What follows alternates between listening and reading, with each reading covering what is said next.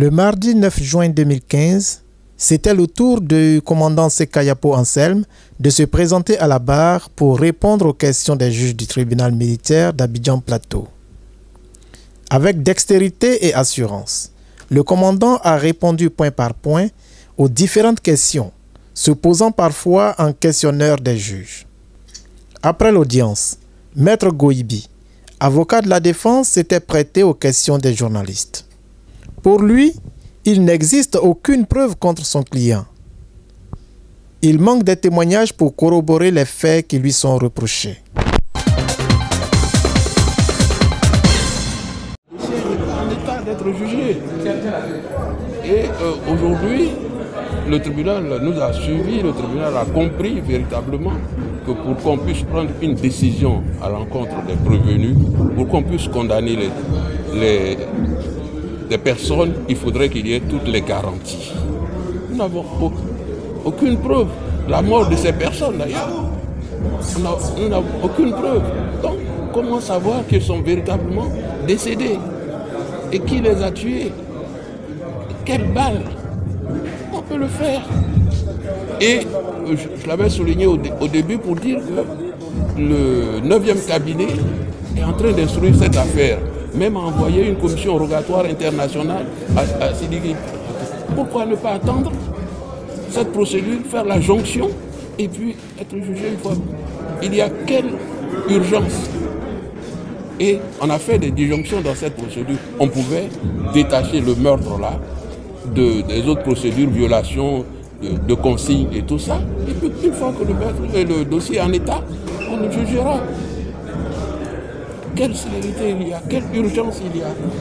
Pour vous, qu'est-ce qui manque dans le dossier? Là, il manque le certificat de genre de mort. Qu'est-ce qui manque d'autre dans le dossier pour vous? Mais dans le dossier, il manque aussi le témoignage de plusieurs personnes.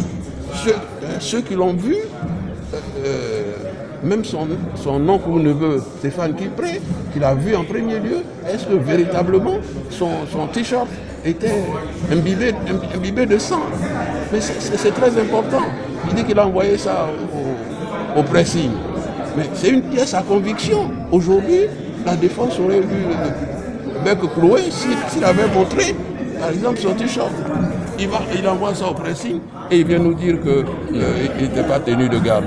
Mais quel élément concret il y avait dans ce dossier-là? Sauf les véhicules le véhicule qui est à la résidence là-bas, mais ça ne nous intéresse pas.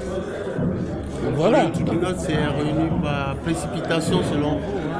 Mais non, mais dès que le juge d'instruction termine, il dit qu'il a terminé son instruction et qu'il renvoie ça, mais le tribunal est saisi. Donc le tribunal ne s'est pas réuni par précipitation, mais le tribunal s'est réuni parce que, pensant que tous les éléments étaient dans le dossier. Et qui devait fournir tous ces éléments? Mais c'est l'accusation. C'est l'accusation. Et vous avez vu, c'est l'accusation même qui a sollicité. Nous, on n'a fait qu'emboîter le pas. C'est l'accusation qui a vu que son dossier n'était pas en mesure d'être jugé. Et que si on allait, ils allaient prendre des plombs. Il n'y a pas une intrusion du politique quelque part? Non, c'est une faiblesse de la procédure. Moi, ça, c'est une faiblesse de la procédure. Alors, le certificat de décès, c'est pour un seul certificat, pour un seul décès?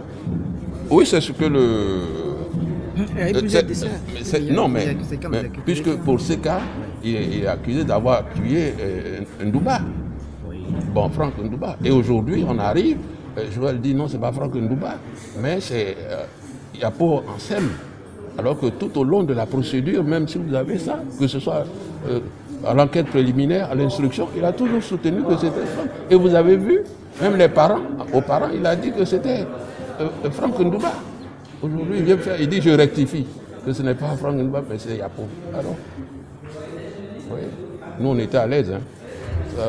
Soit disant passant, on était à l'aise pour plaider ce dossier. Répondant à une question d'un confrère concernant l'intervention du commandant Jean-Noël Abéi la veille, Maître Goïbi a laissé entendre que le traumatisme subi par son client à la prison de Bouaké pourrait expliquer sa prestation. Non, je n'ai rien à cacher pour vous dire. Moi, je ne parle pas de torture et tout ça. Mais ce qui est sûr, c'est que mon client hein, quand il était à Boaké, et ça ressort même dans le dossier, hein, mentalement, il avait fait une dépression. Hein, et vous savez que les séquelles demeurent dans ces... Et avec ces interrogatoires-là, bon, ça peut remonter. C'est pour ça que je le connais, moi qui connais sa situation de santé. Mais sinon, c'est pas parce que... bon, la torture, ça, on ne veut plus en parler parce que bon, c'est le rituel de la DST, donc ça, on n'en parle plus. Face à la faiblesse du dossier, le tribunal a renvoyé l'affaire pour complément d'enquête. Cette situation rencontre l'adhésion de Maître Goïbi. Écoutons-le. Il faut retenir que le tribunal a fait véritablement du droit. C'est-à-dire le tribunal a vu les faiblesses du dossier et a demandé au parquet de poursuivre son enquête. Parce qu'il y a des éléments clés qui manquent à ce dossier. Donc le dossier n'était pas en état d'être jugé. C'est pour cela que le tribunal a estimé qu'il fallait renvoyer ce dossier pour complément d'enquête, complément d'information. Donc ce dossier n'est pas en état d'être jugé. Vous parlez de mort, vous n'avez pas un certificat de mort dans le dossier. On ne sait pas de quelle mort, c'est ce que nous appelons le certificat de genre de mort.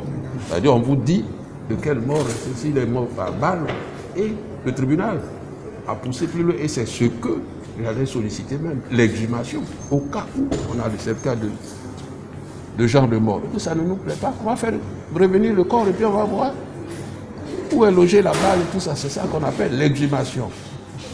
Et nous sommes avec des militaires. On aurait dû faire même une expertise balistique pour voir avec quel pistolet, quelle arme on a tué ce monsieur, puisqu'il y a plusieurs personnes. On nous dit c'est qu'à telle arme.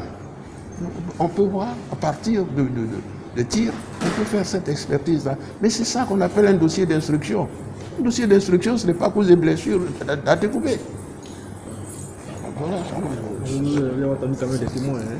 Mais les témoins sont venus dire qu'effectivement, on a tué. C'est Joël Nguessan qui est parti leur dire qu'on a tué votre fils. Et c'est tout.